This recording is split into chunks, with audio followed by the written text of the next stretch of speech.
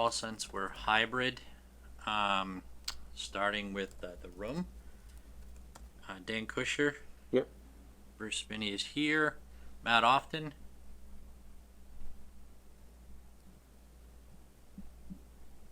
Does not have audio. Skipping over Matt for the time being. Ed Prisby. Here. Okay. As soon as we get Matt.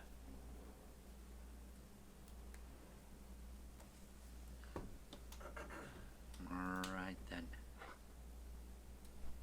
That's probably texting me, you can't hear me. Not on our end, yeah.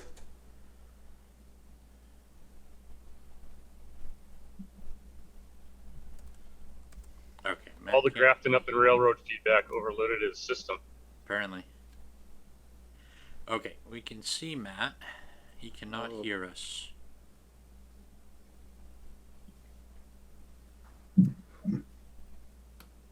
Sometimes if you rejoin, it'll fix the audio. Reconnect you.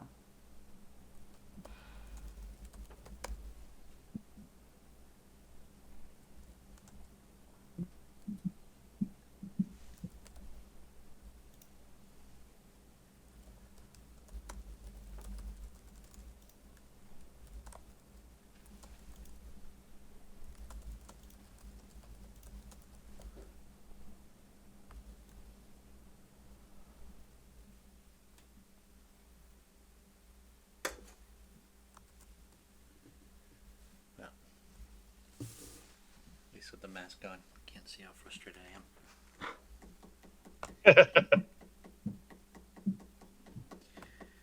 Thank you for coming. I apologize on behalf of the trust.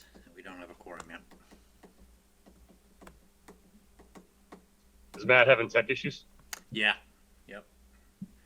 He's got to come back and I'll cue him in and then we can get underway.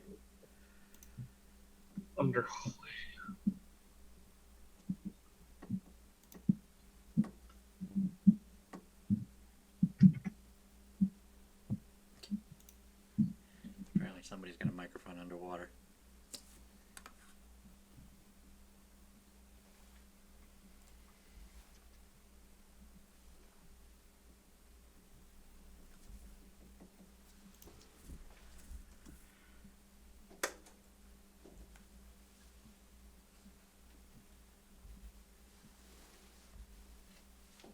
All right, I'm officially in Grafton. I'll be there in a couple minutes. Okay.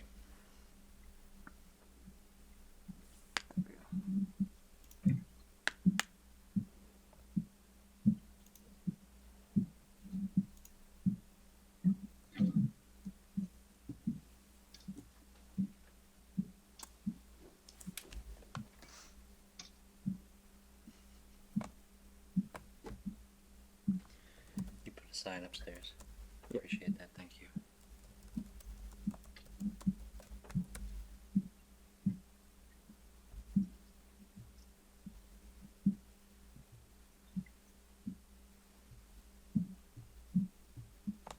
What is he doing?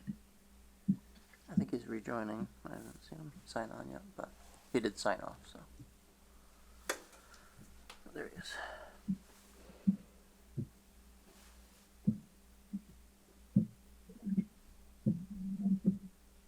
All right, Matt. Give another check. See if you can nod if you can hear me. And, I can hear you now. and we have Eric. And we have Eric. Perfect. Okay. All right. So I'm going to start the recall. Not recall. I'm going to start the roll call fresh again, starting with Dan. Dan here. Bruce is here. Bruce Spinney is here. And so we got Matt Often, Yep. Ed Prisby, Here. Eric Swenson. Here. Here, and we're underway. Okay, so the first thing we got tonight is Elizabeth is not in attendance again tonight. She's the treasurer position. She missed last meeting as well. So one of the things we discussed last week, which I think everybody probably would have seen, is that these positions are going to have a little bit more activity on them. So in order to the trust to be trained up on these particular pieces of it, which I think are going to be important moving forward, especially as we start spending money, is to kind of rotate this position. So without her here to see if she wanted to continue on as treasurer, which in the past didn't have very much to do. I'm gonna go ahead and ask for a volunteer for the treasurer position. The primary duties will be essentially signing off and submitting invoices from our vendors. Staff will continue to help with that process, but as we wean ourselves off, like I mentioned last time, we'll be handling that a little bit more internally. So it's basically just submitting or contacting the particular consultants and paying the bills that we need to pay, sending them over to the Ministry of Finance here at the Grafton Town Hall, and getting the bills paid. So the town would typically send the check out on its own, so you don't have to deliver a check or things of that nature. I figure you're probably on a month-to-month basis, you probably spend about an hour scattered, sending an email back and forth.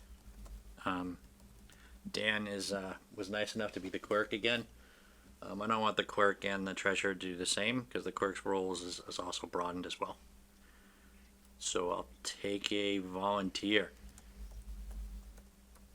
Matt Often volunteering. I will need a motion to nominate Matt Often as the acting treasurer for the next 4 months. So moved. Well, here's a second. Second. Any discussion? Hearing none. All those in favor by roll call. Dan Kusher. Kusher, aye. Bruce Spinney is an aye. Eric Swenson. Aye. Matt Often. Often aye. Mr. Prisby. Aye. Perfect. That's out of the way. Matt, I'll coordinate with you. Sounds good. The next piece we have on 25 Worcester Street, a brief update. I met with the select board this Tuesday and made them aware that we wanted to propose an article to remove the restriction. Getting some feedback. It is a simple article with a motion and language consistent with the removal of the language in the article that was beyond just a conveyance of the actual property. So with that, we would be able to submit, I guess, or record a new deed with the new language removing the old language. And however that plays out. I asked for 2 placeholders because, of course, we had spoken last time about 53 Millbury Street and doing that one as well. I think that might be premature, but after we get past the 25 Worcester Street piece, we'll talk a little bit about that one. But the select board is expecting an article coming from us for 25 Worcester Street for the fall town meeting. They did not have any real comments for me to send back. Outside some questions, you can review the meeting, but Mr. Fazio basically just asked if the study that we had done in the past, which our housing production plan is basically that study, why it didn't encompass that demographic information. But of course it does. The problem is being able to prove, or taking all that information and proving that we need 55 plus affordable housing over any other demographic, and it does not. But the information is all there. Well, let me ask. Can I ask a question on that, Bruce? Sure. It does not, according to whom? So when we took a look at it, it doesn't have anything definitive. It doesn't say, and we didn't specify that that 55 plus is an actual target group in our community. There are no other communities in our sister communities that have that distinction as well. I actually couldn't find any community with the distinction that required more 55 plus over other ones. Well, so this is sort of my point. I don't know. So DHCD's memo, I think, was dated in March of 2018. So it's relatively new as far as these projects go. There is no doubt that the Commonwealth of Massachusetts, and this is a statistical fact, is one of the most difficult places to grow old in financially for its residents. The fact that there aren't any other communities out there that are doing it leads me to believe one of two things. Number one, that they just affordable housing is hard enough to tackle to begin with without having to wrestle with DHCD. And number two, I don't know that DHCD has told anybody what is good enough. And if the entire Commonwealth is having a problem housing and affording seniors, then and no other community is doing this, then there's a disconnect. And what I would like, I'm all in favor of going forward with a warrant and explaining to the town, look, this is a hurdle. If we do this with senior housing, it may not give us SHI units. But I'm also perfectly comfortable making the case to DHCD based on the fact that at least 10% of our seniors live in poverty. 30% of them are housing insecure, which means that a third of the seniors in town have to choose between affording their medicine and their mortgage and their food. I don't know what else do you need? We've already established that Massachusetts is incredibly difficult to grow old in. We've already established that people are choosing between food and rent and medicine. And we've already established statistically on our housing production plan that 10% of Grafton seniors live in poverty. So what percentage, DHCD, do you think constitutes a need? I want someone to tell me. I mean, they can throw up all the roadblocks they want, but at the end of the day, we're the ones here trying to create affordable housing. And I understand that there's a need for affordable housing for families. I've been banging that drum for the past 15 years of my life. But we've got land that is good for one thing right now. So if the town says no, then, I think the downshift is to say, okay, DHCD, this is what we've got, which is why I think, I'm going to come in a second. I'm sitting in the parking lot right now. But this is why I think that we ought to be careful with the warrant language to describe why we need what we need, as there is a potential that this housing might not be able to be counted towards the SHI, and it would be better if we could just do this without this particular age restriction. So I guess what we can talk about, the actual language itself for the article would be a complete removal. I don't see doing it any other way. But we would have to provide enough evidence to support our rationale. So, that's going to be coming from the trust, because it's going to be us that's going to be proposing the article. Does anybody else have any comments? I can do a brief recess, Ed, while you come in. Thanks. I'll be right in. All right. So while he's coming in, just think about what you want to say next.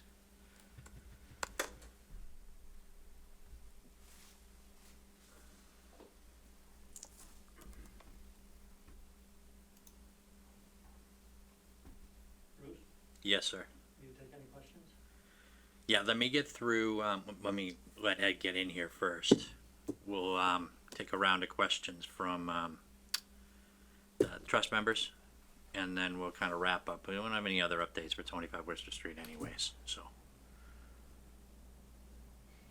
we're interested in hearing some feedback. So There's some hands raised in the attendees as well. So, okay. I assume they can hear me, what I just said to Ron. yes.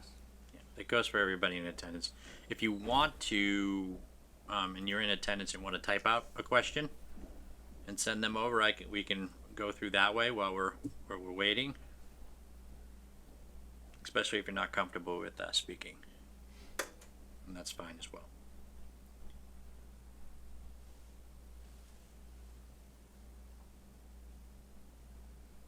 Who do we have questions from? Who's that?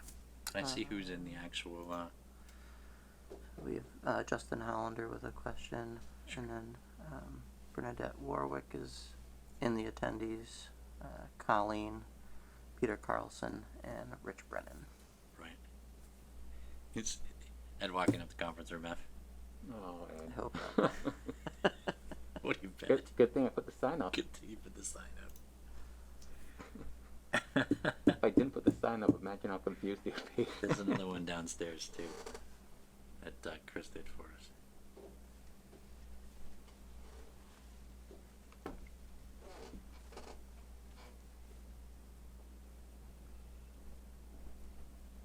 Hopefully he recognizes the background.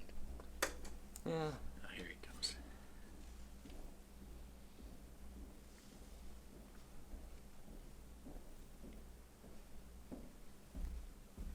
Hey.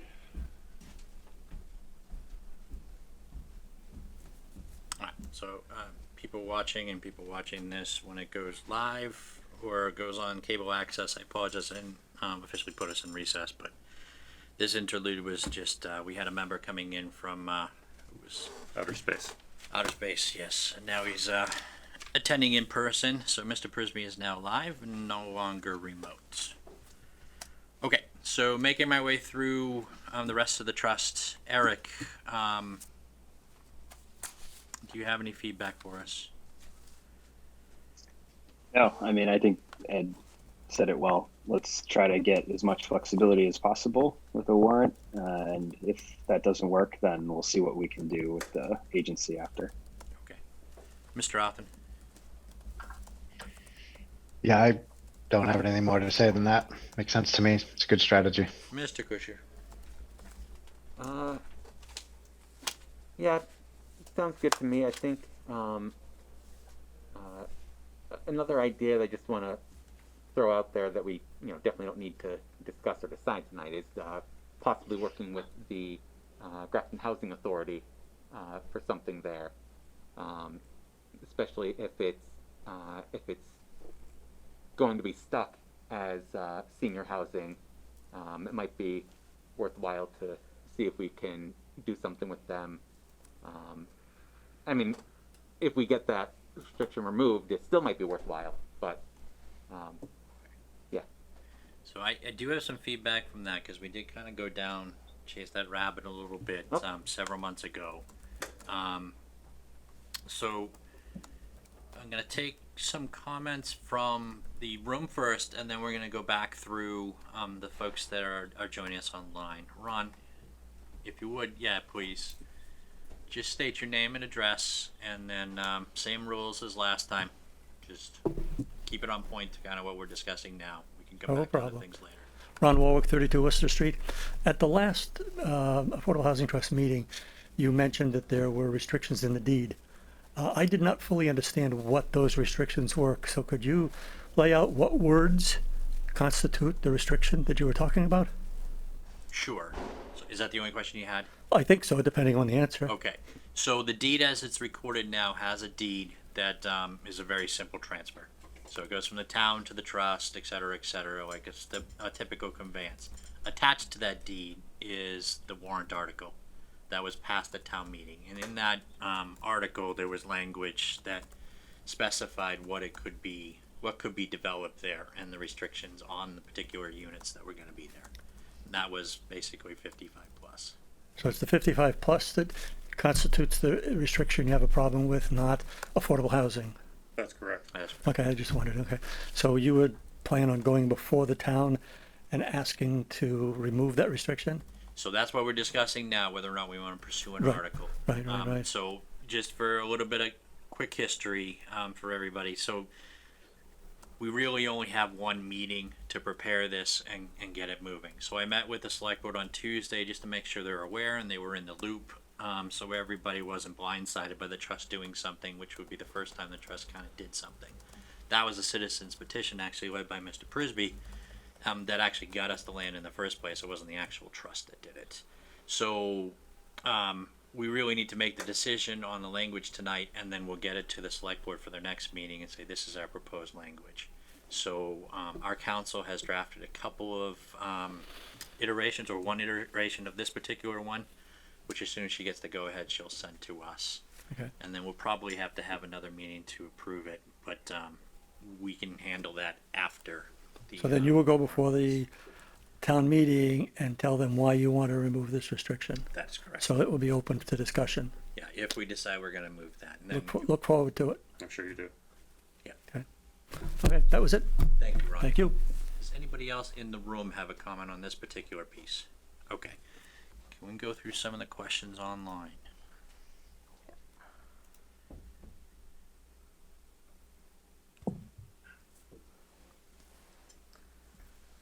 Yep, Justin Hollander, you should be able to speak now. Yeah, hi everyone. Justin Hollander, 4 Hillside Avenue. Can you hear me okay? We can. Great.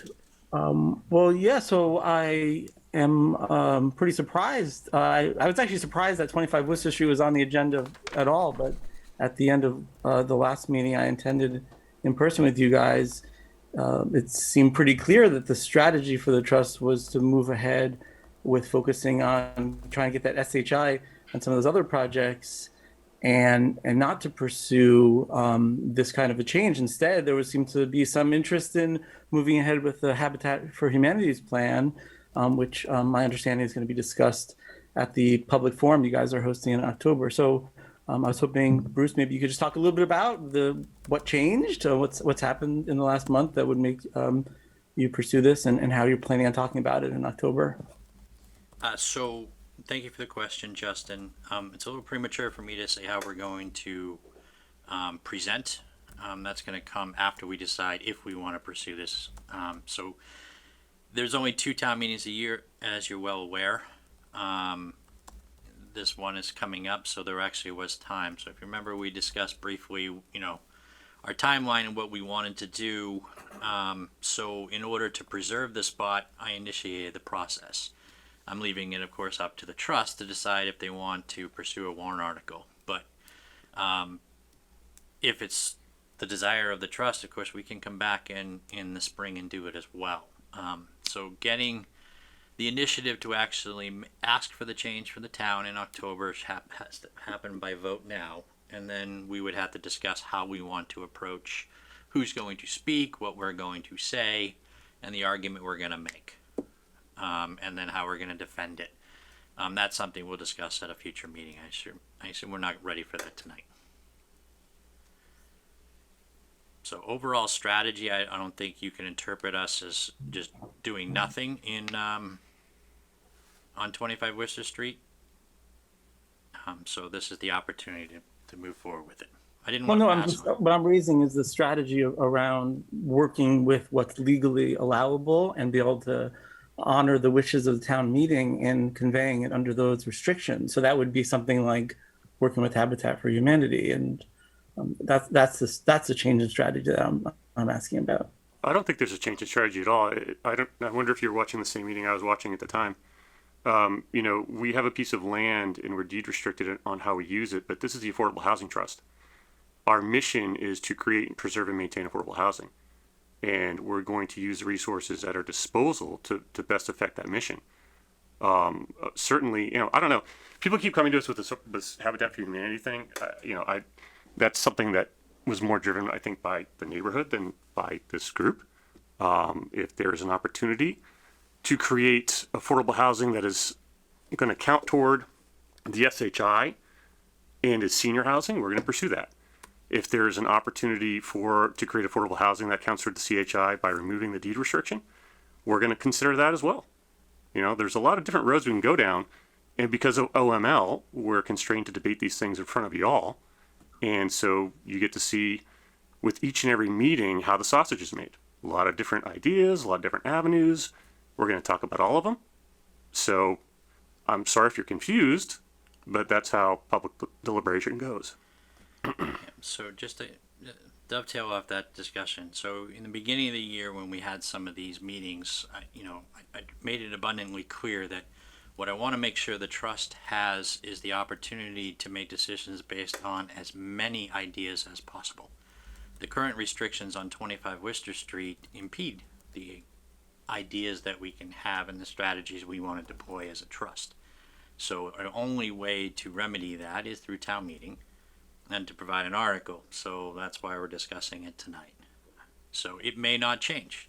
It may be that the town meeting says we cannot change it. We go back and we say, okay, well, we tried to expand what we could do with our parcel, but now we're stuck back in that particular sandbox. So that could happen.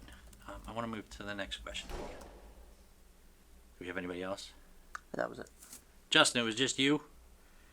Yep. I'll give you a quick follow-up, and then if you have anything more, then I want to get back to a discussion amongst the trust to see what decisions we want to make tonight. Oh, no, I don't have any further questions. I'm sorry. Okay, thank you, Justin. Okay. So going back to what Dan had suggested, working with the Housing Authority. So I did meet with the Housing Authority perhaps in the spring It's of course a voted membership of town folk. I believe Jim Gallagher, Mr. Kelly, Lisa Kelly, and then I believe her name is Amanda, who runs the our kind of chapter, I guess, if you is a loose word for it, of our housing authority. And we didn't really find any particular way to get them, because they of course answer to directly to the state. The state didn't seem like it had any interest in building new infrastructure, especially not here in Grafton. And also they manage that particular program for the 3 sites we have in town now. And there's some other sites, except for the outside of the ones you know, but for the 3 main ones that you know of, that's handled by a state agency as well. So there wasn't much there. It was kind of a dead end. It seemed like, common sense that it would, it would work. But it doesn't seem to. So it was kind of like a dead end. We could open it back up again and see, but I think the path for development is probably going to be private and some type of partnership with the trust and some type of private entity, whether it's a Habitat for Humanity or some group that does other type of housing that's consistent with 40B. I think we're going to be stuck there. So, but if you want me to, I can go back and reach out again to them and see if there's been any developments in the past 4 or 5 months that would lead them to believe that a direction could be changed.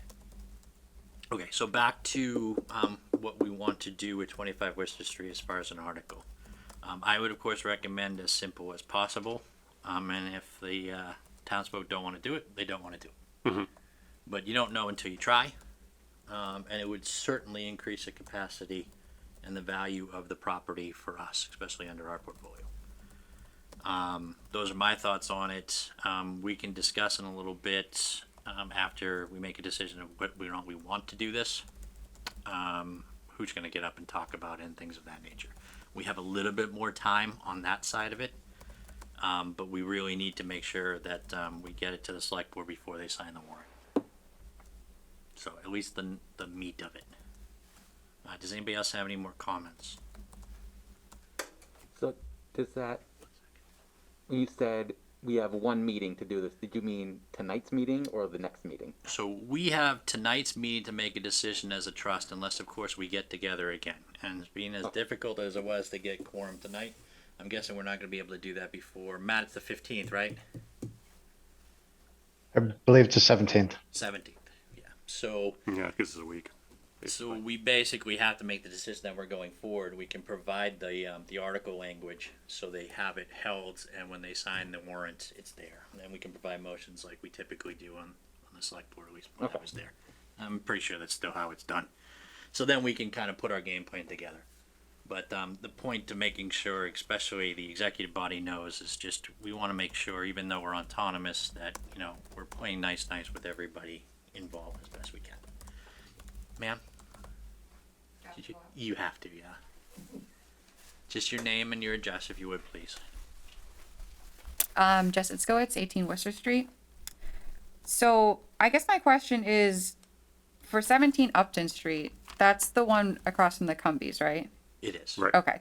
So at the last meeting, it sounded like that one seemed like it was going to go forward. So, and I mean, obviously that could change or whatever, but so if that one does go forward and that meets all the requirements that you need, does 25 Worcester Street become null and void, or do you still plan on doing something with it? I don't think we would give it up. There would certainly be some more discussion on what we want to do with it. It might change because, in that particular setting, if that development were to go as we hope it goes, we will be at our SHI. So it will change the dynamic and what we want to talk about here as far as what we want to do. But there's still a huge need in the state beyond being just at the 10% threshold. So we will continue to look at our parcels. Mm-hmm. Does everybody know what we mean when we talk about SHI? No. Okay, so here's the thing. local groups, sometimes we slip into these acronyms, and it can be the biggest barrier to getting people to understand what the heck is going on around here. SHI means Subsidized Housing Inventory. Back in 1968, the state passed a law that said you had to have at least 10% of your total housing stock in your community be part of what's called an SHI, Subsidized Housing Inventory. That means it has to be deemed by deed restriction to be affordable housing. That's measured by anywhere between 60 to, I think now, 120% of area median income.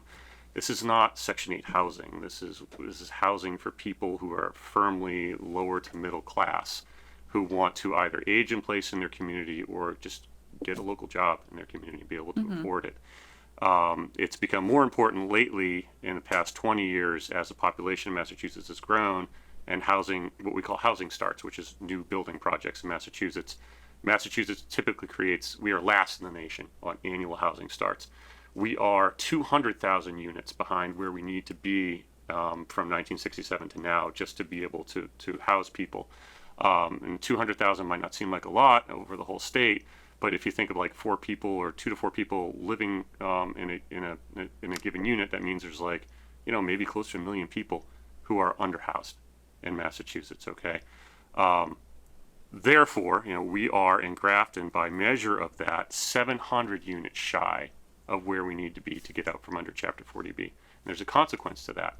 Because we're still under Chapter 40B, that means a developer can come in and basically put whatever they want wherever they want. And it's happening here. There was just a thread on all things about people complaining about this. Woods are getting knocked down. Isn't it a shame? Well, that's happening because it's a 40B project. And they get to put it there because we don't have enough subsidized housing inventory. So planned projects like 17 Upton Street, 25 Worcester Street, 53 Millbury Street, where we can work with the community and create something that's viable for the neighborhood, even if people don't like that it's there at all. But if it's viable and it can house people that need the housing, then that's what we're going to do. That's the mission of the trust. The trust has been around since 2007. We have created 0 affordable housing units since 2007. And to be honest with you, I'll tell you why.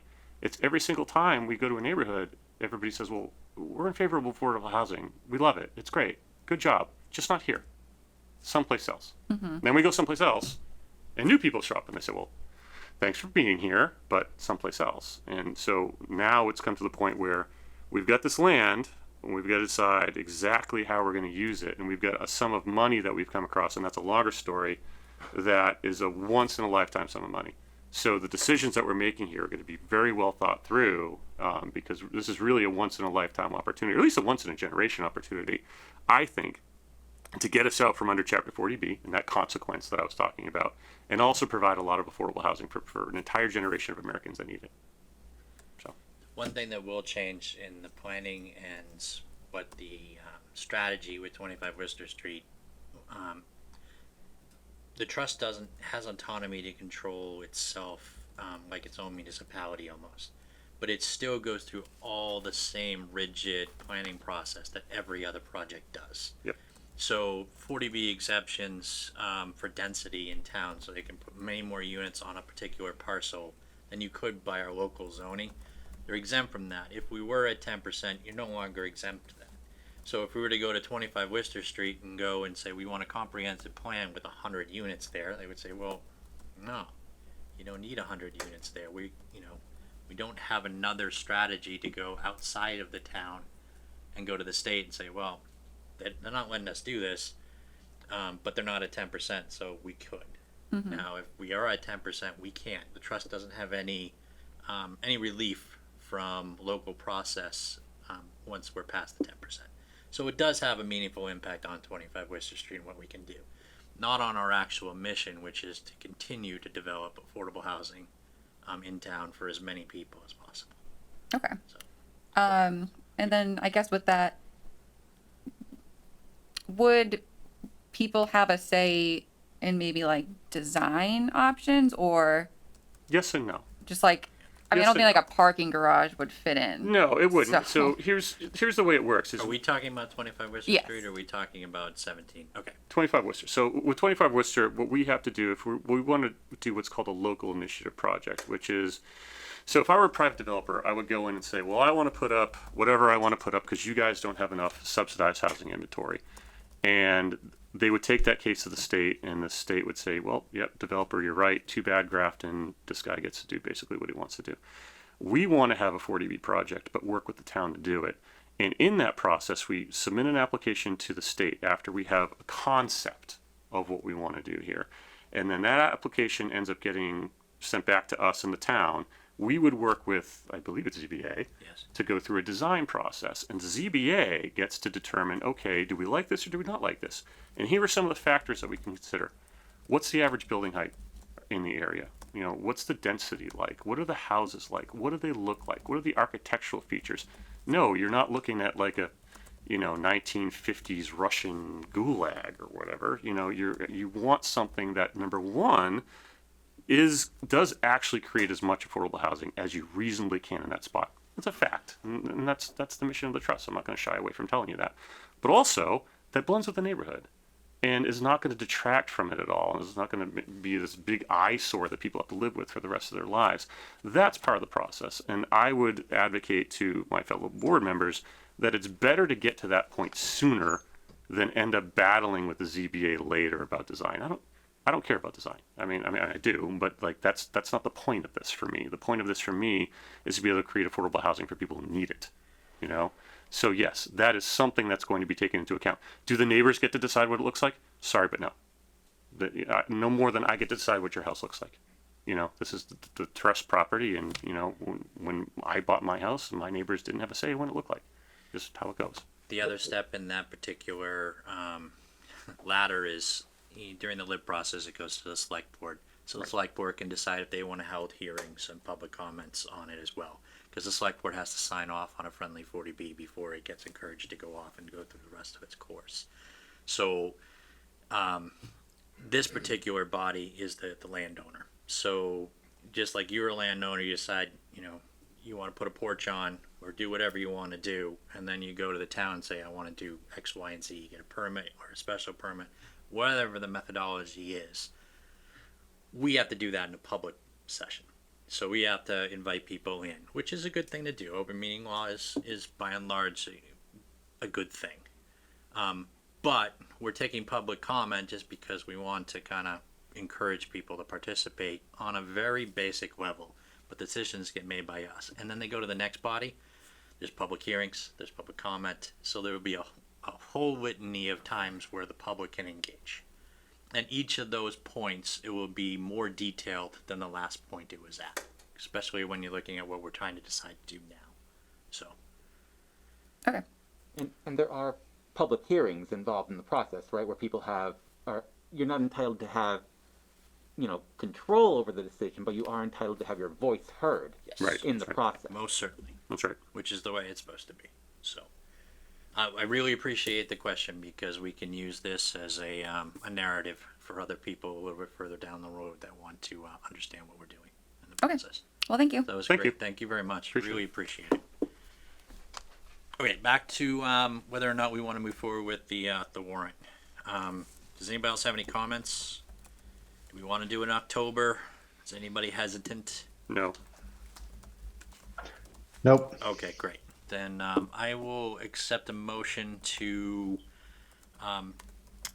have our council draft language and present it to us before going to the select board. That's kind of a convoluted motion. I don't think I can take a second there. So, No. why don't you help me out? Yeah, certainly, Mr. Chairperson. I move that we direct council to draft a warrant article for our review that would be submitted to town meeting to remove the age restriction on the 25 Worcester Street deed. Second. Any discussion? Just briefly in the discussion, that will also be the motion that accompanies the article. Correct. Okay. Any other discussion? All those in favor, starting with people here, Dan Kusher, Kusher, aye. Ed Prisby, Frisbee, aye. Bruce Spinney is an aye, Matt Often, Aye. and Eric Swenson. Aye. I declare the motion carried. Okay, so the next piece we have is 53 Millbury Street, which is another thing we brought up before, whether or not we wanted to pursue this again at October town meeting. I did tell the select board that we had not met yet and not made that decision, but we could, or they should anticipate that there may be a second and perhaps a third article. So I haven't dived that deep into this on specifics. I believe it will take actually two articles and perhaps a third to convey that particular piece. It's a little bit more complicated. There's a lot more that's going to end up going into it. From my perspective, I think it's premature to do it in October. The other time we can do it, of course, is in the spring. I am, of course, and always have been a proponent of the site. I think it works well with us. But we kind of talked about this last time, so everybody knows where I'm at with it. But I'll take some other input and see if you guys want to go forward with it, then of course we will. Why wouldn't you do it now? So the language itself is tricky. Bye guys.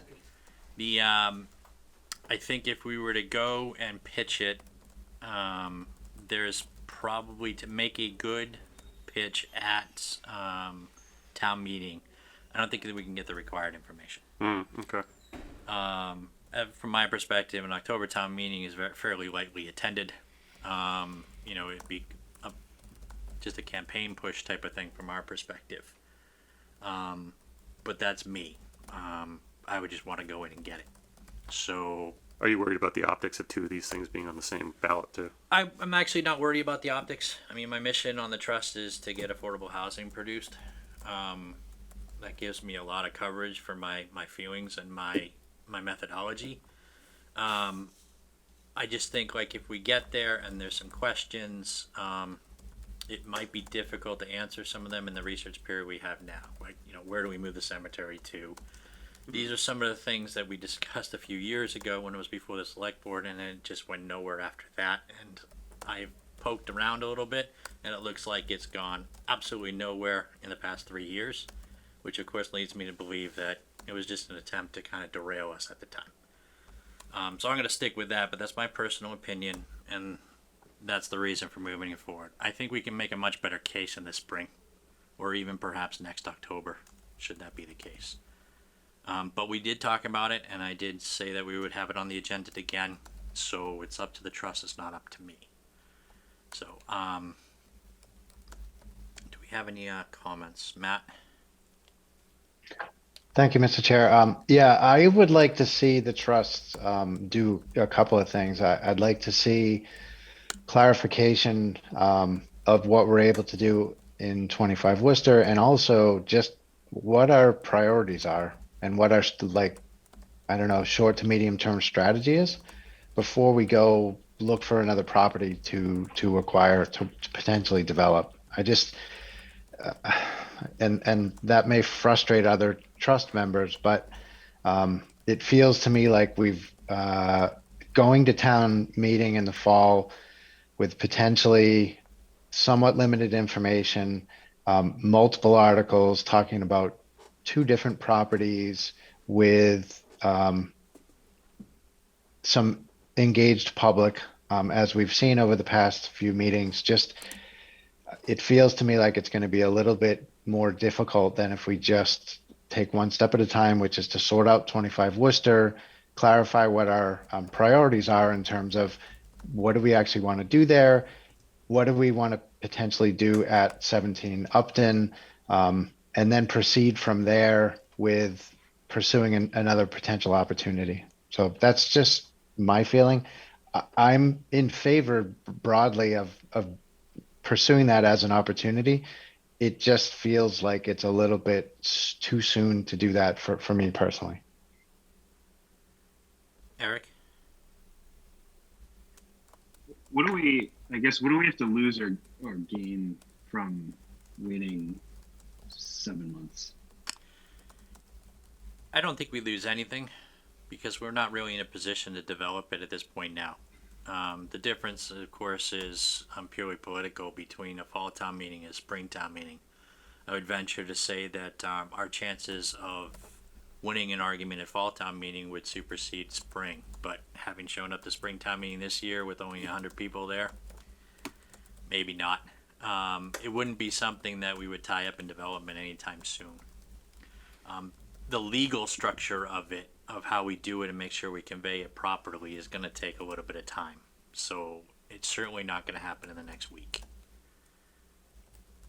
So that's why I would say maybe not this October, but like, next spring or next October. I just want to make sure that, you know how some things go, Eric. We put it down and then all of a sudden 4 years later, we're like, oh, oops, we should have done that. I don't want to be that person. I don't want to be on the trust forever. So I want to make sure it has all the assets it needs to do, perform its mission. So I don't know if that answers your question or not. No, that helps. I mean, I'm not hearing a compelling reason why to do it now. I mean, Ed, you kind of wanted to move forward now. Like, what's your thoughts on that? Well, I'm of two minds of it. With this stuff again, I keep saying this, but the trust hasn't done anything since 2007. So the more it artificially limits its own actions, the slower it goes. There's no reason not to acquire land now, even if you don't want to develop it right now. I think the question is whether or not you can make the compelling case right now and get your ducks in a row, because as we've seen over the course of the past decade, if there is any reason at all not to give the trust land, someone will come up with it. And I was sitting ringside the last time we did, or the trust did, 53 Millbury Street. I think I was on, I forget if I was on FinCom or if I was on the board, but I remember this room being hostile toward it. Anything else that comes before the Board of Selectmen sailed through, but as soon as the trust walks in the room, it's like, whoa, whoa, whoa, whoa, whoa, what do you mean you want this? That's going to be a cemetery. That's going to be a park. That's going to be something else. And it never does, but there is a built-in excuse for 53 Millbury Street, whether it's a good one or not. And I think that still does need to be addressed. There is a certain degree of irony to me that we're prioritizing housing the dead over housing the living, but, all the same, that the land has been earmarked for a cemetery, and I think that wrinkle either officially or rhetorically needs to be worked through before it goes back to a town meeting. But otherwise, I'm in favor of land acquisition, and we'll work through development when we work through development. I think we're in the same. If we own 53 right now, we'd be in the same spot to develop 53 as we're with 25 Worcester. We've got 1.6 in the bank, and we want to work with some developers to do it. Is that going to happen over the winter? Probably not. But if an opportunity arises, generally speaking, without good reason, I would pursue it. But I think there's a pretty good reason right now to sort of work out a plan for 53 Millbury so that it doesn't fall down on itself again. You know what I mean? To have that argument laid out, to talk to the guys in cemetery, to talk to the town, to talk to the Board of Selectmen, get enough support, and then to have the board stand behind the vote. Because last time the board was not behind the vote at all. Which should be troublesome. I think the playing field has changed a little bit. Yeah. I think it's far more friendly now for us to work in. That's the one thing I think we would lose if we waited till the spring or next October is initiative and momentum.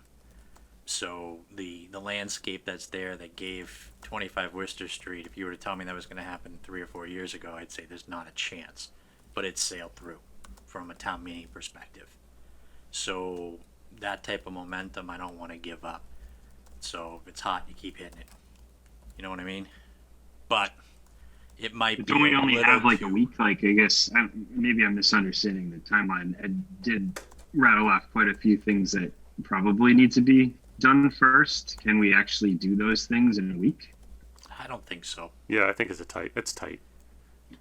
Because like directionally, I completely agree with Ed. Like anytime we can acquire, let's acquire. But like, we do have to do things the right way, right, for kind of our long-term support and stuff. And it'd be one thing if like we had nothing on the docket, right? Right. Like, if we didn't have 25 and Pine Street wasn't there, Upton Street wasn't there, but like we do have those things. So I guess my thought on it is to wait if there's all this stuff that needs to get worked out.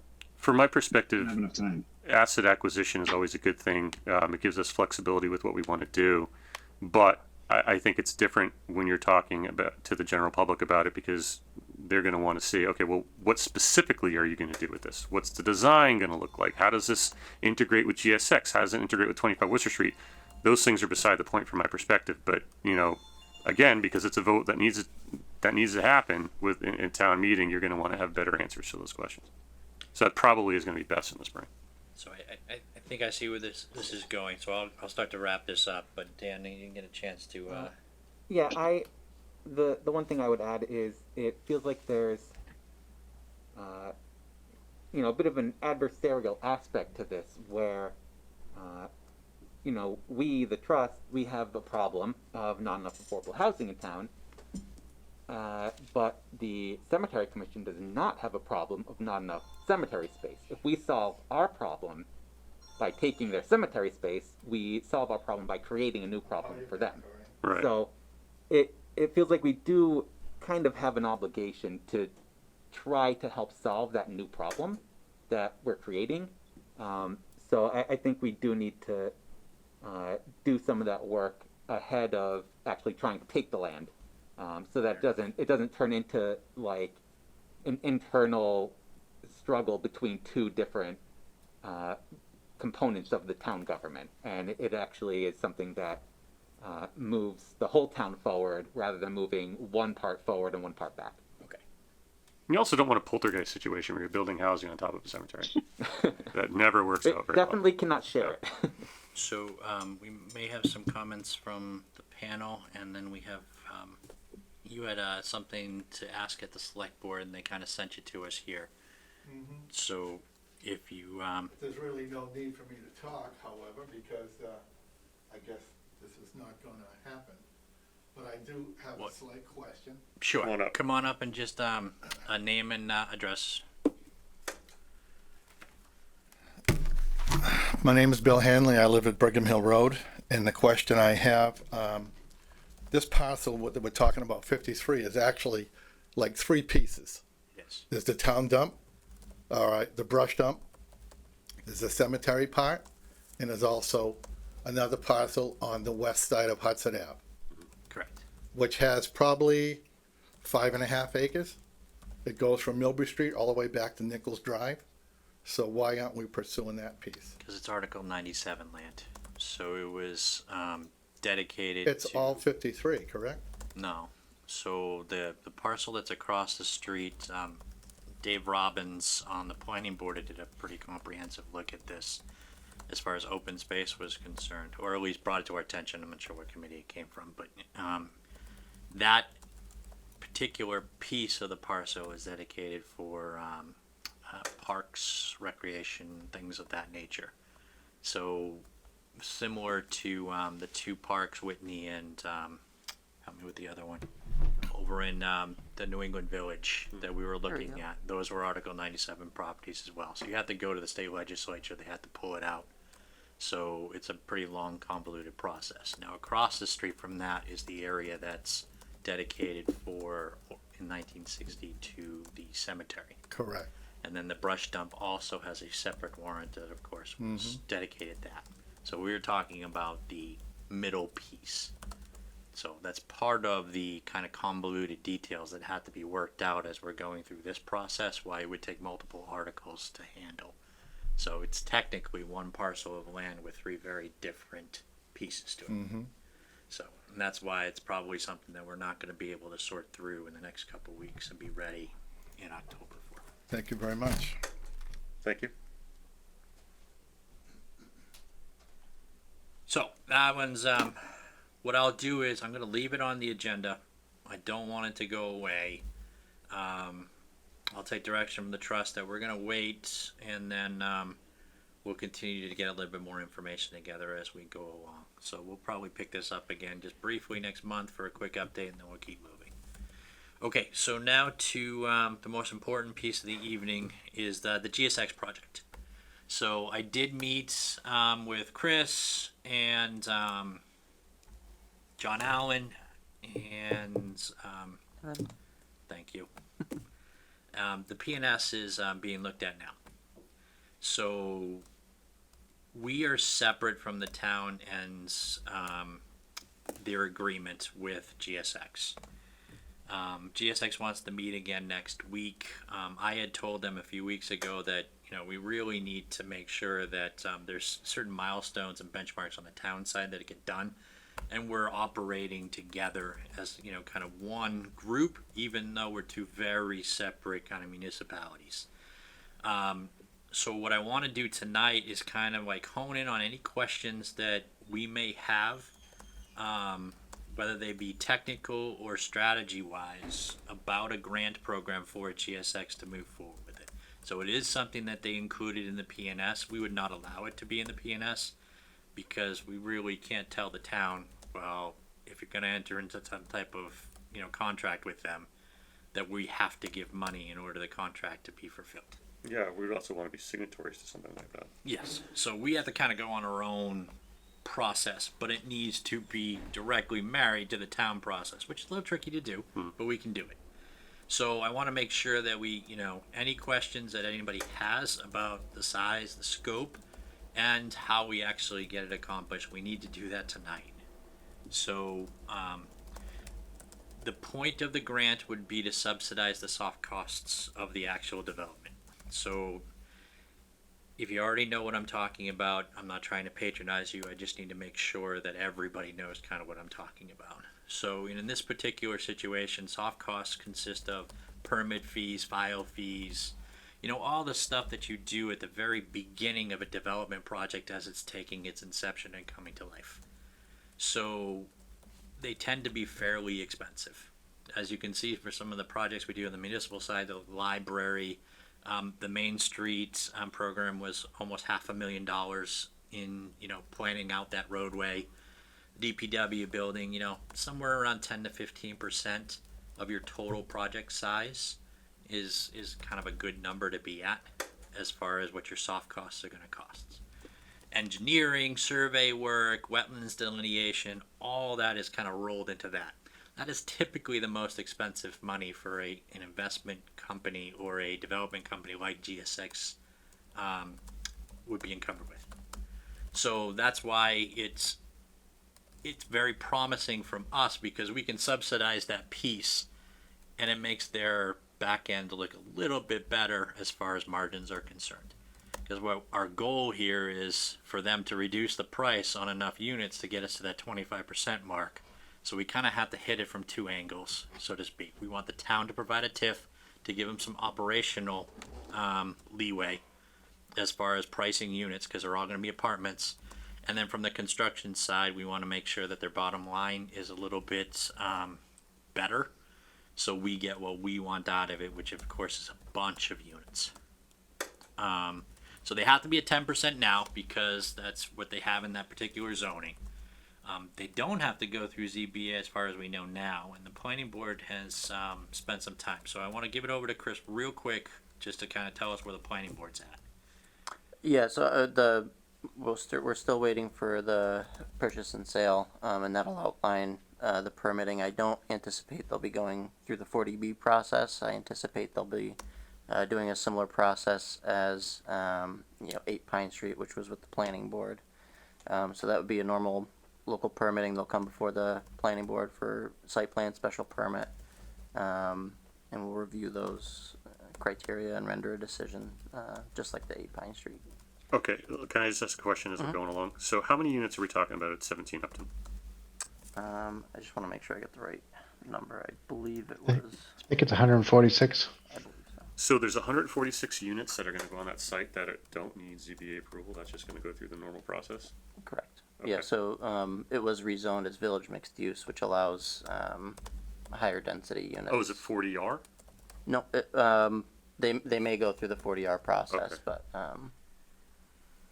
it's Okay, also, that makes more sense to me now. Okay. So right now, what we're getting out of this by subsidizing their soft costs would be an increase in the number of overall units that are lower cost. I believe the pro forma that they sent us in the material that came with the last packet, where they are currently, as far as their layout is concerned, we would move from, I think, like 14 units to about 39 units. I see. And that gets us to the 25%, which would get us the entire amount of the whole 146 under SHI. That is the assumption, yes. I see. Okay, that makes a lot of sense then. Do we know exactly how much money we're talking about? Well, my look at it is going to be somewhere between 850 and 950. Okay.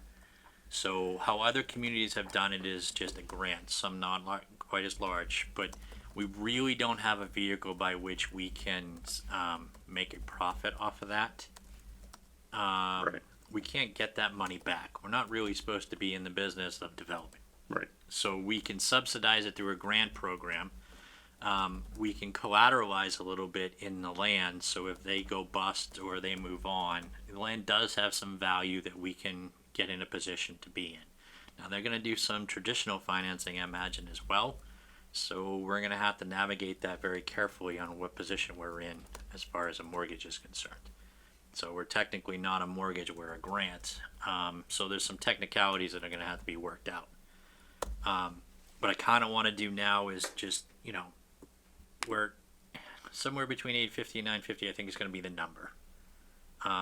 That seems to make sense from our portion of what the soft costs are going to be. Does anybody have any questions, like similar to Ed's vein, like how this looks, what role we have to play, how dedicated we're going to have to be to this, how you guys want to set it up, because we have to monitor this program too. Yeah, I mean, this is going to be something we're going to want input on council for, because I would imagine with 146 units, this is probably going to be a project that's going to come in phases. Is that fair to say? No, I think it would probably be done All at once. Okay, because I would want to see. I would want to see, if it were phased, a number of affordable units being developed along with the rest of them. We're going to want some assurance that there's going to be 39 deed restrictions. We're going to want to see these units developed in a timely fashion. Are we paying in installments? Is this a grant that's going to be paid once the CO is issued? Like, how does that work? Probably, it won't be when that occupancy is going. This will be way before. This Yeah, will be right. like So paying the town's permit fees for the building services. Right. It's going to be fairly expensive to go through our building department. Planning board also has an expense. Right. They have to do a lot of engineering and survey work. It's the very preliminary end of it. yeah, Which is the riskiest piece of it, but it also should happen before real investment dollars come in. So before they go out and start chasing the rest of the money, they'll get all this stuff, because the value of the project and the ease at which they can go out and finance it's much more attractive after it has its permit in place. But it's also the riskiest piece, which is why, of course, Right. soft costs cost more money for cost of cash. So we would probably look at it like a construction loan. right. We would, they would submit us receipts and invoices as they come in. We would pay them out through some vehicle we set up on the trust side, so we can make sure we monitor it, and then we can, exercise good, fiduciary kind of restraints, yeah, I mean, so to speak, to make sure it's going to the right places and what we had decided on. So it's going to take a lot of technical expertise, which of course we have counsel now to kind of help us with that. The other piece of it is the town side piece of it and the support mechanisms. So we'll of course want to probably go out to Jen Goldson, say, hey, we got this big project coming through. We have an out-of-state contractor coming in that wants to do this.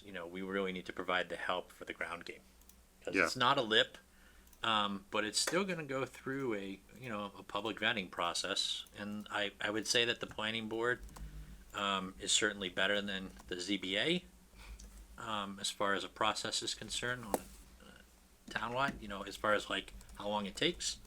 But there's still going to be a lot of people sitting in that audience, and also the TIF piece of this, which makes it, I'm not going to say the ice on the cake is a bad way to put it, but that's a town meeting process. So that's a very municipal instrument. So we're going to have to be part of that and making sure that we assist them in getting that. So I made some preliminary contacts to, I think, Carl Moyson, who's on the EDC, who's the chairman of the TIF committee, and then Ray Mead is the select board's rep to it. Not sure the other people on there. So we'll want to start that process. Of course, that all has to happen after the PNS. And this project is probably going to be somewhere between 3 and 5 years. So any instruments we have in place, we kind of have to make sure that they last longer than our roles and our terms on the trust. Because we could pass this off to a completely different body. So there's a lot that's kind of packaged into that, and I know it's a lot to kind of like think about. But I have a general understanding of this, and hopefully I'm conveying it well enough that you guys can pick up on it. But I want to make sure that as we're going through this, perhaps maybe we do a subcommittee. So it's not just me talking to them, because it takes up a great deal of my time. And I don't mind, it's fine. But when we start talking these type of dollars and these type of negotiations, I don't want to be the only one in the room. It's just a bad place for me to be in. I'm just the chair of the trust. I don't mind doing it. I have a lot of background knowledge. It's going to help the trust with this process, but I think it's time to get me, maybe a subcommittee, maybe 2 of us or 3 of us that meet on kind of a more, still a formal basis, but can meet like during the day. Can, schedule like a time. Oh, GSX is in town like next week. Well, we should go meet them. But it's probably going to be Friday afternoon. I can help you with that. That type of thing. And at least we give them the continuity that they're going to need. So if I'm on vacation for a couple weeks, or I say, I don't want to be on the trust anymore, and I just bolt, at least they have an avenue to the trust. Not that that's going to happen, but my term is up in a couple years, or next year rather. So, just to round out this, I know it's getting late for everybody and everyone wants to get off. We are going to have another meeting before our October meeting. So I will send out a survey request to see with some times to see if we can schedule one. But I need tonight is, some direction and some scope. So, a couple things.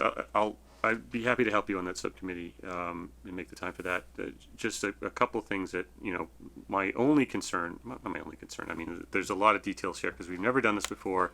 We're all sort of newbies. We do have Jen Goldson, who's a help. We do have counsel. But I just want to make sure that we have some security interest or something so that our investment or the grant money is protected. So if GSX goes belly up tomorrow, we're not out there trying to lean tractors and stuff. That we have some protection for the money because the banks are only going to give their money out on a construction loan basis once certain items are ticked off. This is the scary part for us is we're like, oh, no items are ticked off. Here's $850,000. So that would be something I'd want to talk to council about a little bit. But otherwise, this like I said last time, this is the sort of project I think we would be well served to support. Okay. So, Dan, did you raise your hand?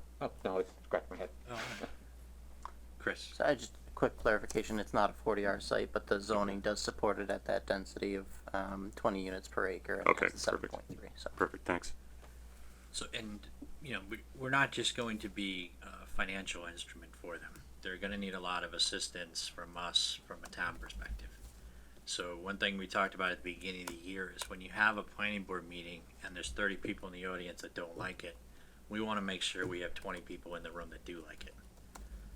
For one, it diffuses situations quite normally because people typically get, riled up in these particular situations if there's 15 other people behind them that are going to clap every time they say something. You know what I mean? So we need to make sure that we're helping in that regard as well. And then for the TIF town meeting, it's another argument that needs to be made that we need to lend our expertise to. So, but for the committee for now, if that's the direction that the trust wants to go, would probably just be to set up the technical aspect of this, kick it back over to the trust for final approval after we get all the instruments in place, and then we can go out and say, GSX, yes, this is what we're actually willing to do. And we'll have enough information to make sure that we're in the ballpark of what needs to happen. And then we'll marry that to what the town is providing as far as the PNS is concerned. And then we'll have to have all the councils in a room and make sure. So from a treasurer's perspective, we'll need to make sure that that's kind of the whole point, Matt, was some of these bills are gonna start coming in for us, cause we'll be using council quite a bit for this, Sure. so. Any other comments? Is the committee approach gonna work for everybody? Does that, and then do we have anybody else that has, a little bit more daytime, or can be in town during the day, during the week? Eric, you'd like to do I'll that? volunteer. Yeah, yeah. I work from home, so From a, I'd be happy to help. good, okay. 3 people is probably fine. We still have to set up our meetings in a, open meeting fashion. But I'll handle that on my side.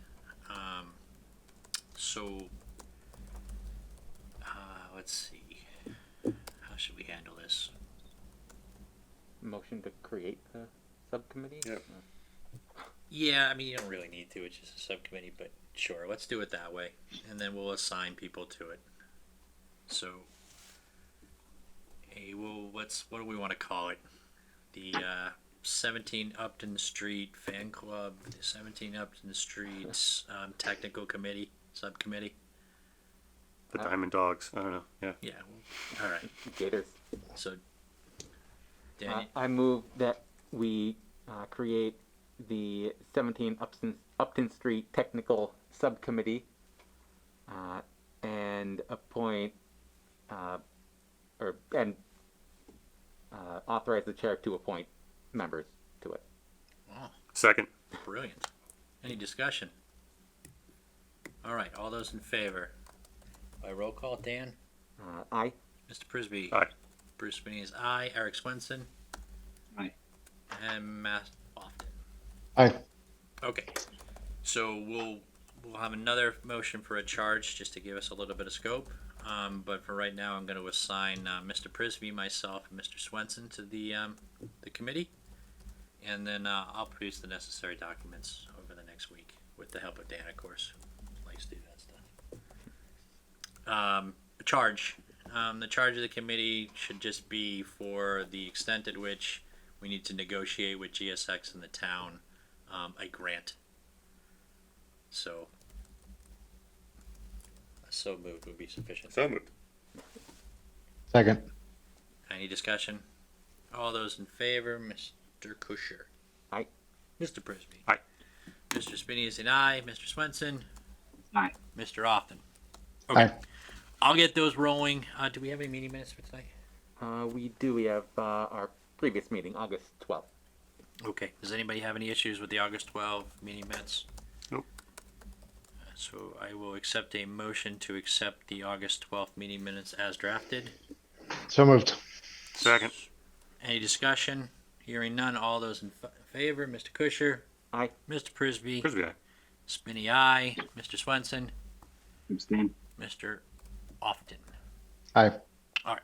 The motion carries. The meeting are done. The discussion items we're gonna move over unless anybody has any particular questions for council.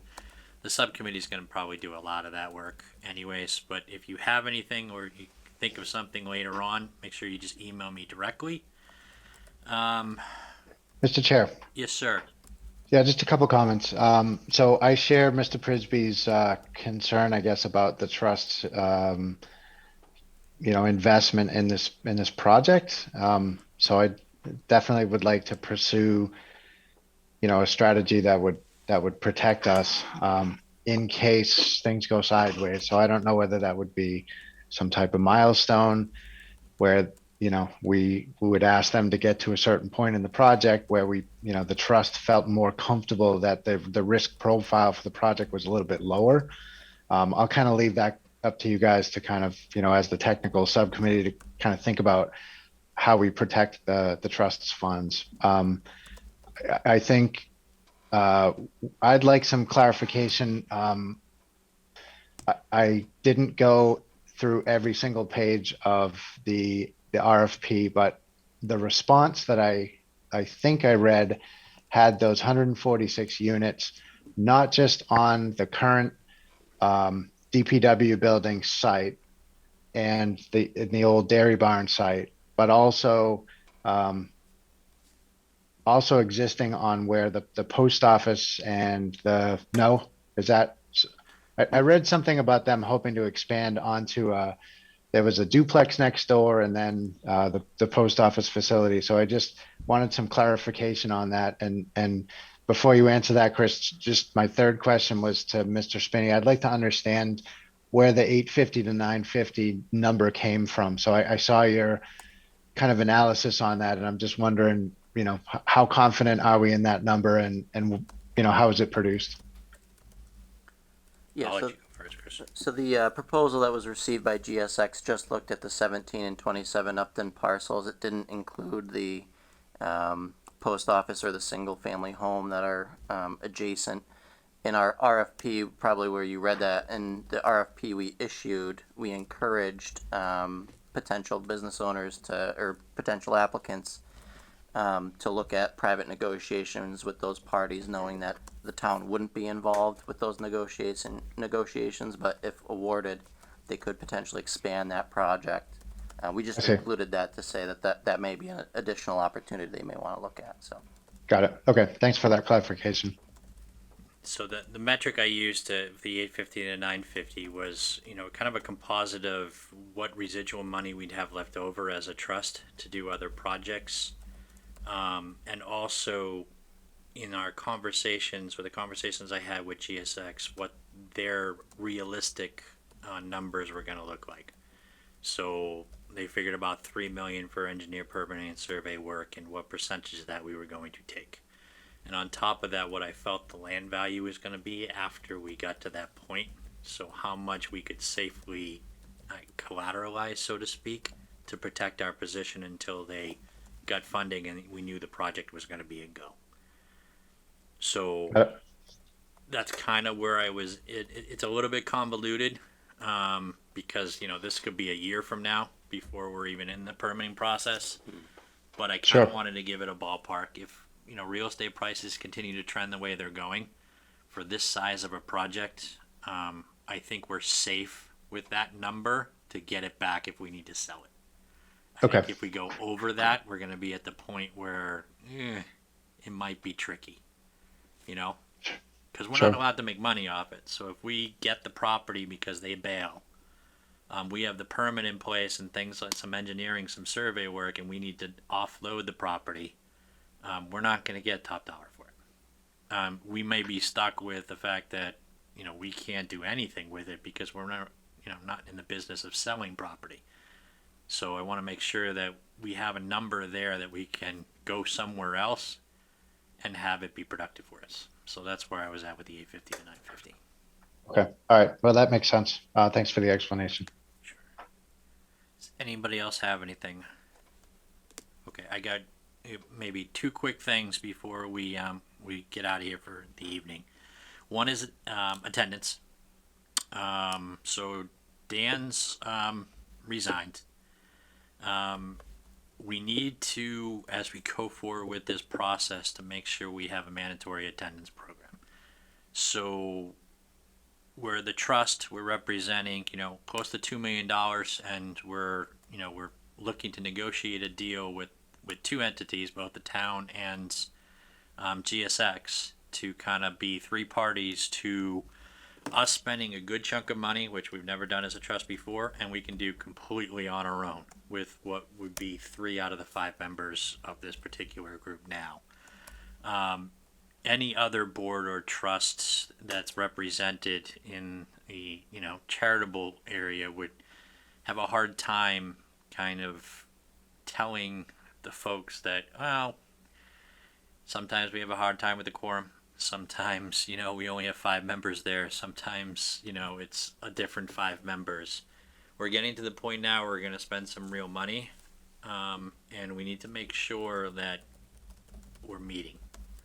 And we can give a reasonable expectation of an outcome, because it's going to be important for us when we negotiate the rest of this deal. So, things happen. I completely understand that.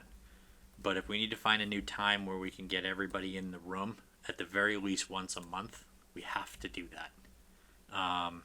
The other thing is we have kind of like a weird ratio of people coming on and off now. So Dan Kusher's research has provided us the fact that we're only allowed to have 2-year terms. So we have a floating position, which is of course the select board rep, and that's going to go pretty much every year, I think, with what the select board wants to do. But for the rest of us, there's six seats, and from the best I can look at it, I'm the only one that's going to be up next year, and then the year following 5 members will change over.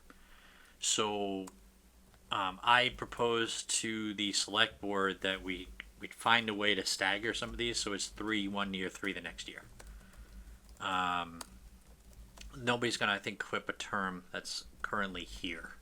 But, you know, we need to be cognizant of that. So, because, like I said, this is probably going to be a 3 to 5 year project. It's kind of weird that we'd be like, oh, well, they're about to put a shovel in the ground and we just completely overhaul the trust, which could happen. So, and of course, it's the select boards, their charter tells them that they set this up, you know, as long as we have the bodies in place. So I'll leave it to them, but I did pass that along. I didn't ask permission to pass that along, but, you know, Damn it, Bruce. I figured that was probably going to be our perspective. So it was personal for the time being, but I think I want to draft something from the trust itself. Also, if we have individuals who can't participate and are not participating, I'm just going to ask the select board to get rid of them. So, you know, especially when we are at the point where we make decisions on millions of dollars. So, I appreciate everybody being here. I will reach out to the people that are not. But moving forward, I'm going to make sure that I keep a pretty tight rein on it. Well, right now there's only one person who's not. The other slot is Dan Crossan, who's resigned. So we now have an opening. I assume as soon as it goes through the select board, we're going to advertise on the website. Yep. Do we want to reach out to the folks who applied last time to say, hey, listen, this was just 3 weeks ago. You were interested. Do you want to reapply? So the town should already do that. Okay. We put in a policy that if there were not enough open slots for people who are interested in any board or committee within the last year, that we would reach out to them when there was an opening to just give them a heads up. Awesome. Okay. That's all I had. I don't know if there's any other input you want from me, but if not, I'll accept the motion to adjourn. And Eric, I will. I'll put a subgroup together, and I'll give you an email and with some times that work for you to try to meet GSX next week, which would be very important. It's fine with me, but are we skipping item number 2, discussion items? Yeah, I was gonna move over that because we were getting a little long in the night, but That's fine. Nope. I'm hungry. does anybody else have anything? All right, give me a motion to adjourn. I can get everybody out of here. I move adjourn. Second. All those in favor by roll call, Mr. Kusher? Kusher, aye. Mr. Prisby? Frisbee, aye. Spinney, aye. Mr. Swenson? Aye. Mr. Often? Often aye. All right, we are adjourned. Thanks everybody for coming out.